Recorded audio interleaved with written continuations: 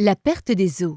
Pour bien se développer pendant 9 mois, bébé a besoin d'évoluer dans un milieu stérile. Dans votre ventre, il est donc protégé par la poche des os composée de deux membranes, l'amnios et le chorion, toutes deux remplies de liquide amniotique qui fait notamment barrière avec la zone du vagin qui est une source de germes.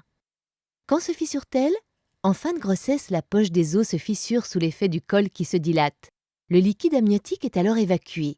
La rupture de la poche des os libère également la prostaglandine qui stimule les contractions de travail. Bébé n'est alors plus protégé par son cocon stérile et peut être victime d'infections.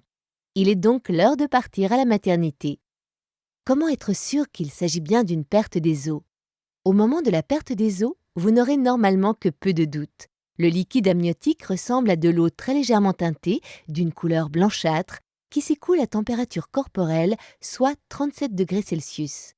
Une future maman perd généralement l'équivalent d'un bon verre de liquide, voire plus. Par contre, la rupture de la poche des os n'est pas toujours franche. Certaines femmes enceintes constatent ainsi un écoulement discontinu qui peut parfois être confondu avec des fuites urinaires. Que se passe-t-il après la perte des os? Une fois arrivé à la maternité, votre sage-femme vérifie que la poche des os a bien été rompue et que bébé ne s'apprête pas à être exposé à des bactéries. Si vous n'avez pas de contraction dans les 24 à 48 heures, l'accouchement est déclenché. Que faire en cas de perte des os prématurée?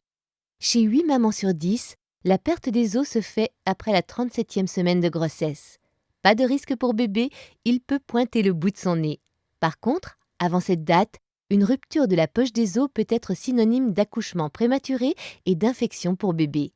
Un traitement antibiotique est souvent prescrit pour limiter les infections et la future maman est hospitalisée pour accoucher le plus tard possible. Que faire s'il n'y a pas de perte des os? Si la rupture de la poche des os ne se fait pas spontanément, le médecin ou la sage-femme peut décider de la rompre lorsque le col est ouvert entre 5 et 7 cm. L'objectif?